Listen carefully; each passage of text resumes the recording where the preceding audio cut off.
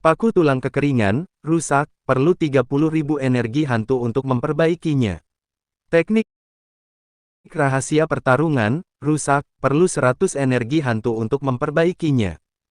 30.000 agak kelewatan. Coba perbaiki yang 100 ini dulu aja.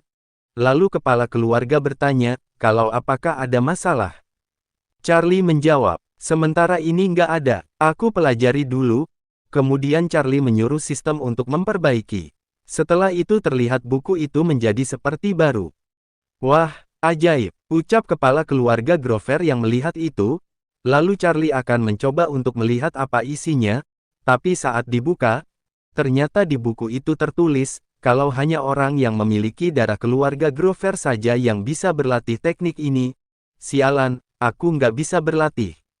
Sia-sia menghabiskan 100 energi hantuku. Charlie bergumam, lalu mengapa tidak memanfaatkan kesempatan ini untuk memeras orang tua ini? Pak Grover, teknik rahasia warisan keluarga kalian udah ku perbaiki. Aduh, bagaimana caranya aku berterima kasih padamu? Heh, kau putuskan sendiri aja. Sesuai perkataanku sebelumnya, ku transfer perusahaanku padamu. Haha, nggak perlu sebanyak itu. Aku nggak sanggup menerimanya. Kalau begitu, aku transfer sepertiga sahamku padamu, bagaimana? Mendengar itu Charlie tersenyum senang, lalu mereka berjabat tangan, yang menandakan mereka sudah saling sepakat. Di dalam hatinya dia sangat senang. Sekarang aku udah bebas secara finansial. Haha, sepertiga saham ditukar dengan kedamaian keluarga Grover, juga dapat sebuah teknik rahasia. Untung banget. Lalu dia memegang paku yang ada di sana, lalu Charlie bertanya. Pak Grover, bisakah paku ini adalah barang pembawa sial, yang tadinya memaku hantu cewek itu. Tadinya aku masih berpikir harus diapakan. Kalau kau suka, ambil aja, hehe, oke, ucapnya sambil memasukkan pakunya di dalam celana. Anjir, pakunya kau masukkan kemana, kemudian berpindah di luar rumah, kenapa Helman selalu begitu heboh? Setelah itu Charlie dihampiri oleh Carl, aku Carl dari Helman. Charlie Jensen, penghuni kamar 02, lantai 12, gedung nomor 1 di kompleks Yoya. Mendengar itu Carl terdiam memandangi Charlie. Siapa yang menanyakan alamat rumahmu? Energi hantu plus 420, dia bertanya, bagaimana Charlie bisa yakin bahwa itu adalah hantu baju darah? Charlie bergumam, astaga, bukannya pergi menangkap hantu baju darah, malah menginterogasiku. Tapi kemudian dia dibuat sangat terkejut, melihat Carl punya kekuatan yang bisa membuat dirinya dibunuh dalam satu serangan. Charlie berkata, cuma baju darah yang bisa begitu, tapi Carl dibuat sangat terkejut. Mana mungkin, hantu di dalam tubuhku takut padanya. Setelah itu dia menatap Charlie dengan sangat serius. Setelah itu dia langsung memukul Charlie dengan kekuatannya. Tapi kekuatan Carl tidak bisa melukai Charlie sama sekali. Dan Charlie yang melihat itu sangat kebingungan. Setelah itu dia berteriak dengan sangat kencang, anjir, berteriak aja udah bisa menyingkirkan aura hantuku. Hei, Kak Carl, kau menaruh tanganmu di dadaku, ini nggak baik, kan? Kalau mau raba, nanti pergi ke rumahku aja. Rumahku cukup luas. Di rumahku juga ada sesuatu yang bagus, dan terlihat bawahannya yang melihat itu, hanya bisa melongo, dengan terbata-bata. Carl meminta Charlie melepaskan tangannya. Hei, aku suka cewek. Energi hantu plus 999. Oh, wajahmu memerah. Bisa-bisanya dia menaklukkan ketua Carl. Apa asal-usulnya? Hei, kenapa kalian diam aja di situ? Hapus ingatan semua orang dan bersihkan lokasi. Mendengar itu mereka semua menuruti perintah ketua Carl. Woi, kenapa kau masih memegangku? Cepat lepaskan. Boleh aja ku lepaskan, tapi setujui satu permintaanku. Oke, bilang aja. Lalu Charlie meminta kepada Carl untuk jangan hapus ingatan orang itu. Ketua Carl bertanya untuk memastikan. Apakah yang cewek itu? Apakah Charlie sedang memohon ampun untukku? Ternyata aku begitu penting di dalam hatinya, Charlie menjawab. Apa-apaan? Maksudku si Pak tua itu. Dia masih berutang banyak uang padaku. Kontraknya belum ditandatangani. Akan gawat kalau dia lupa. Apa tatap-tatap? Nggak pernah lihat orang kaya. Bocah ingusan ini orang kaya. Energi hantu plus 220, setelah itu mereka semua langsung dihisap oleh makhluk penghilang ingatan itu, dan melihat itu Kak Hera sangat terkejut, dan dia juga akhirnya akan dihisap oleh makhluk itu, tapi kemudian Charlie langsung memukul makhluk itu dari kepala Kak Hera. Kau malah jadi ketagihan mengisapnya. Kak Hera, ayo kita pergi. Setelah itu Charlie dan Kak Hera pergi meninggalkan kediaman Grover. Enak banget kalau punya ayah yang kaya. Bisa dapat mobil baru segampang itu, ucapnya dengan iri. Bisa bagaimana lagi? Mobilku dijatuhkan ke bawah gunung oleh hantu waktu datang. Oh iya, benar juga, tapi kemudian Charlie dibuat sangat terkejut. Kak Hera, ingatanmu nggak dihapus? Kak Hera menjawab, iya, kayaknya enggak. Teknik rahasia yang ayah berikan padaku, sepertinya melindungiku. Oh, itu adalah teknik rahasia keluarga Grover. Kelihatannya itu cukup hebat. Mendengar itu dia mengerem mendadak. Kak Hera bertanya, apakah aku juga bisa sehebat kau? Enggak, aku enggak sehebat kau. Kau hebat banget dalam menyetir mobil. Kau harus memakai sabuk, Charlie. Lalu berpindah memperlihatkan ada seseorang yang sedang membeli sesuatu. Lalu chef itu akan segera membuat sesuatu yang dia jual. Dan dia langsung menggoreng daging itu untuk pembelinya. Beberapa saat kemudian, penjual itu memberikan barbeque itu kepada pelanggannya, dan pelanggannya berterima kasih. Setelah itu orang itu menusuk barbeque-nya, lalu dia langsung memakan barbeque itu. Dan dia merasa daging itu sangat lembut sekali, tapi kemudian ada mobil Kak Hera, yang lewat di depan penjual barbeque. Dan Charlie berkata, barbeque. Wangi banget, tapi kemudian pembeli itu merasakan sesuatu di belakangnya. Yaitu adalah tanda darah, yang ada di tangan Charlie, dan melihat itu dia tersenyum sambil berkata, hehe, udah di depan mata, lalu dia meninggalkan penjual barbeque itu.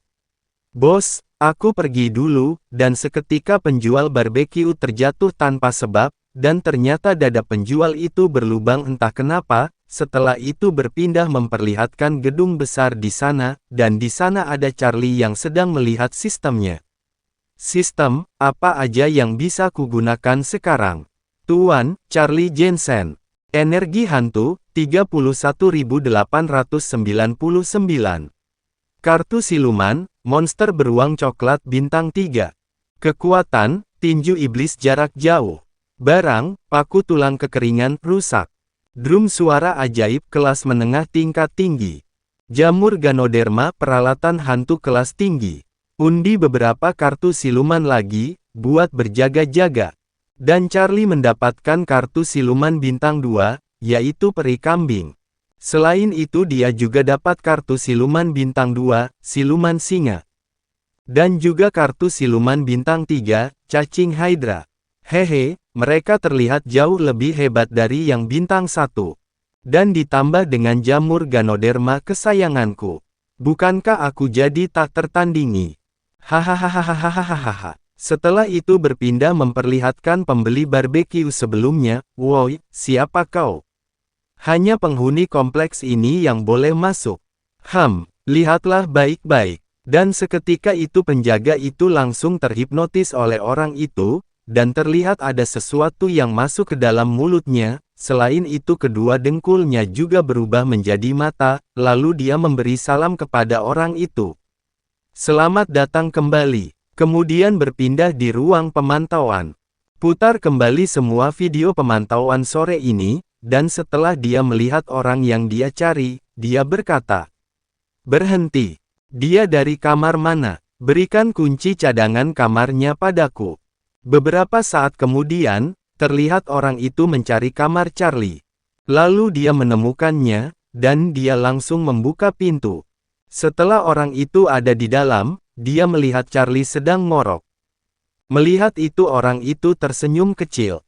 Anggota payah mana dari Darkroom, yang mati di tangan bocah ini? Cungkil jantungnya seperti biasa, ucapnya langsung mengayunkan tangannya.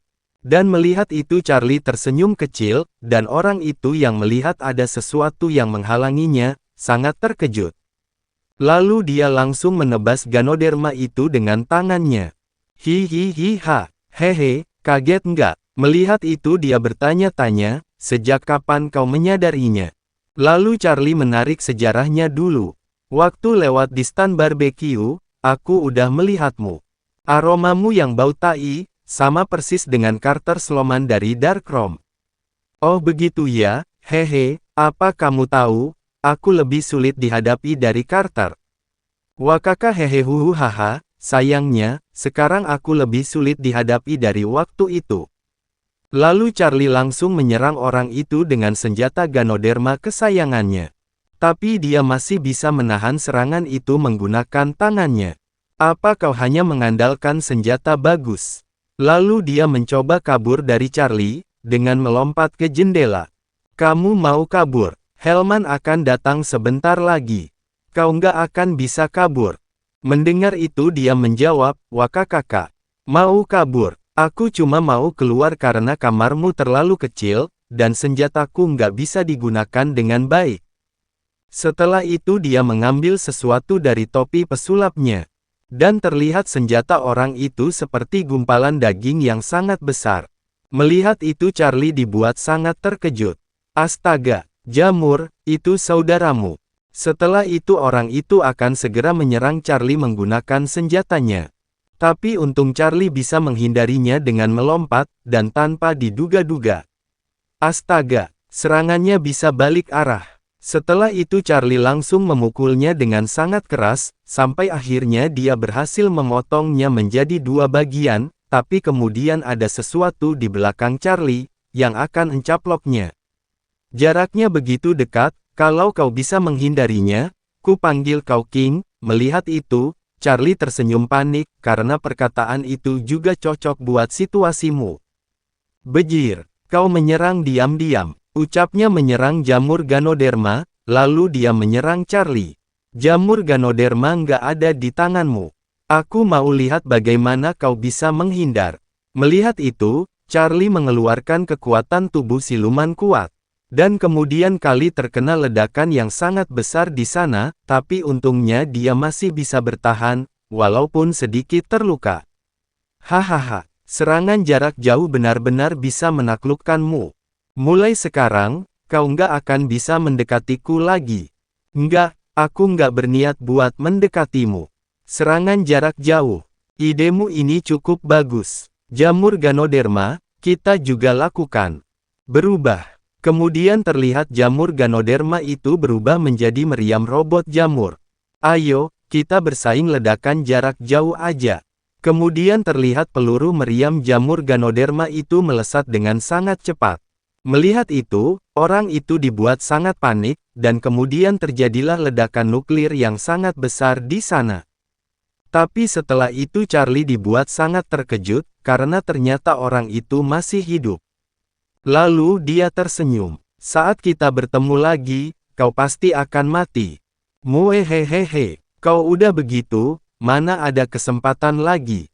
Setelah itu dia tersenyum kepada Charlie, hehe, lalu dia berubah menjadi satpam penjaga komplek. Melihat itu Charlie dibuat sangat kebingungan, setelah itu penjaga komplek terjatuh, kemudian muncul helikopter Hellman yang sudah datang. Wanita Hellman itu bertanya. Mana orang dari Darkroom itu? Bisakah kalian lebih tepat waktu? Waktu kalian datang, orangnya udah kabur. Kalian nggak perlu turun dulu. Segera blokir wilayah ini, dan cari orang yang mencurigakan. Hei, selalu menggunakan trik ini. Apakah ada gunanya? Bagaimana dengan siluman kekeringan yang kabur terakhir kali? Apa gunanya kalian? Aku pergi. Aku malas berdebat denganmu. Jangan bilang aku nggak mengingatkanmu, ya. Dia adalah ahli boneka. Dia sangat hebat. Kalian cuma bisa sok hebat. Dengan sikap kalian ini, aku malah heran kalau kalian bisa menangkap musuh. Kami ada di satu-satunya jalan keluar di wilayah selatan. Nggak menemukan keanehan apapun, tapi kemudian terlihat ada lubang selokan di sana.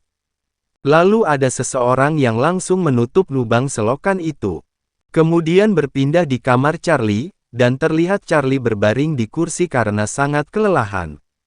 Dan dia berkata, "Ah, semalam lagi," tapi kemudian ada seseorang yang menelpon Charlie malam-malam, ternyata itu adalah Edgar Cirda, lalu berpindah di Universitas Gandung, terlihat Charlie sedang tertidur nyenyak, sampai-sampai dia ngiler.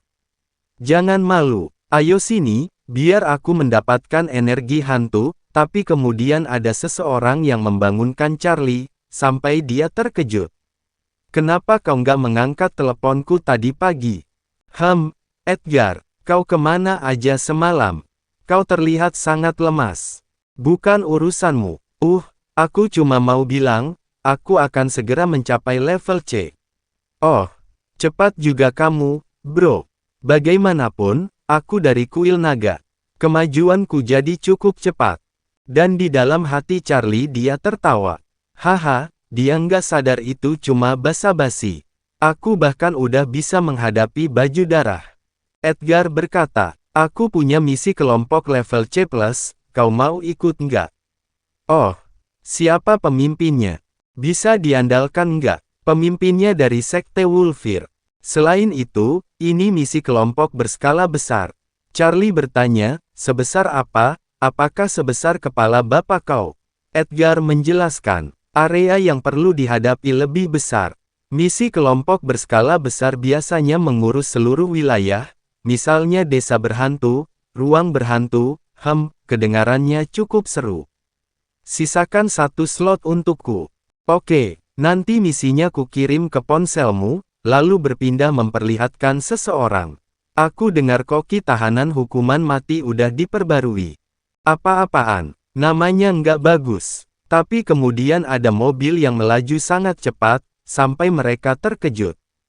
Dan mereka berdua bertanya-tanya, apa-apaan itu? Setelah itu mereka dikagetkan oleh kedatangan Charlie dari belakang mereka, lalu Charlie langsung menghampiri mobil itu, ternyata itu adalah pemimpin keluarga Grover. "Charlie, aku datang. Itu cuma kontrak beberapa ratus juta, buat apa seheboh ini?" Setelah itu kepala keluarga Grover meminta Charlie untuk tekan sidik jarimu di situ.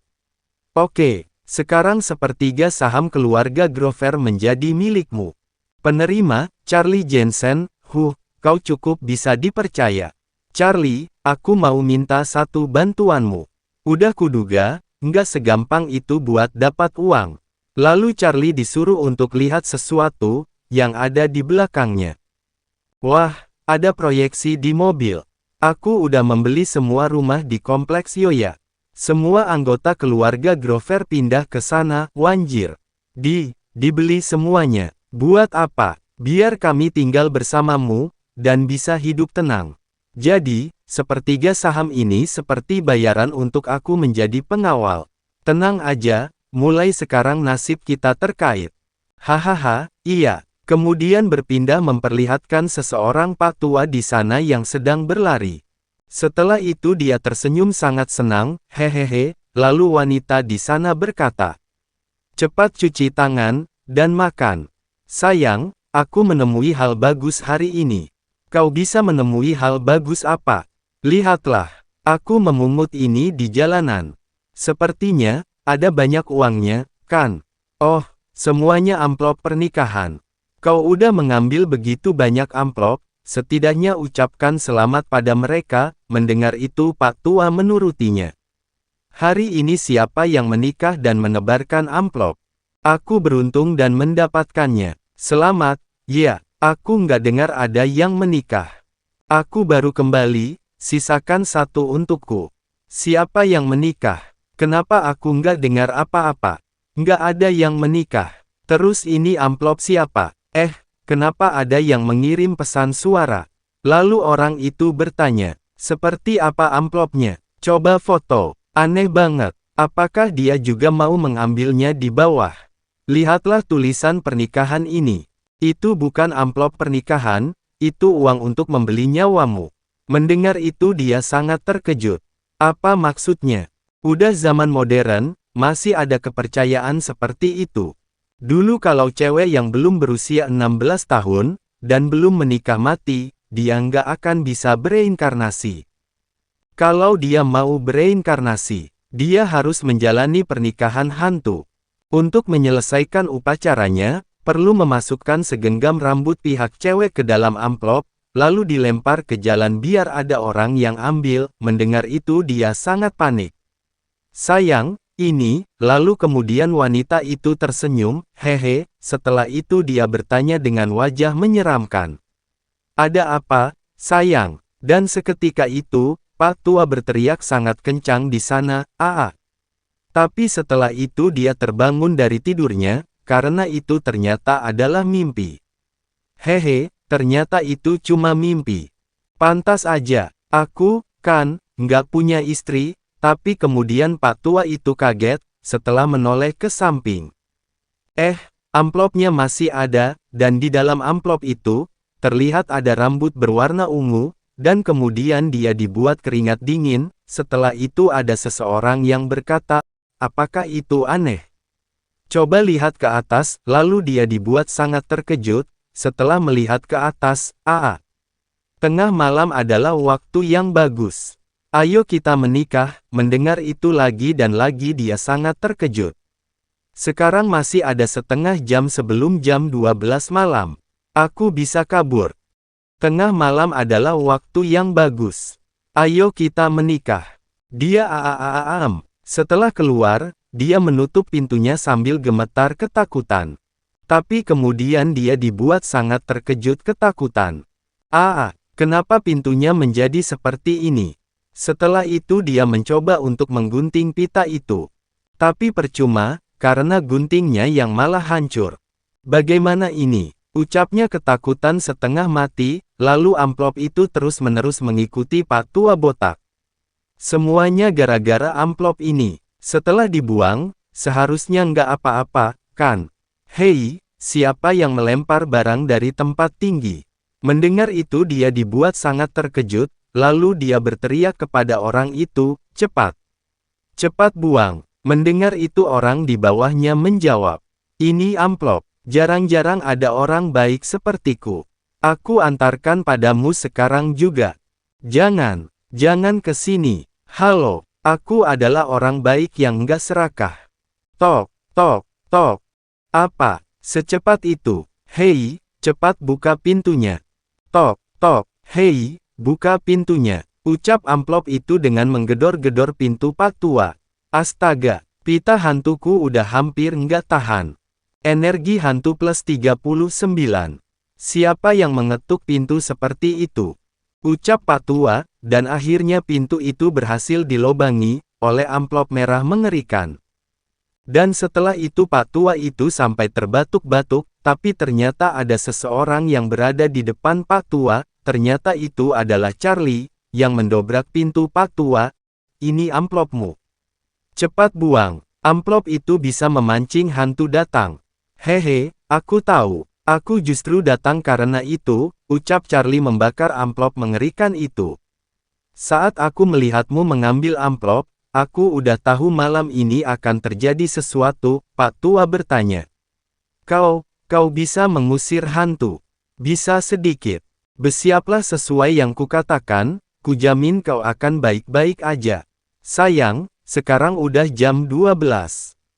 Dan video bersambung. Gimana menurut kalian tentang manhwa ini? Kalau rame, Mimin akan melanjutkannya. Terima kasih yang sudah menonton video ini sampai habis, dan jangan lupa like dan komen, supaya Mimin semangat untuk membuat alur cerita manhwa seperti ini.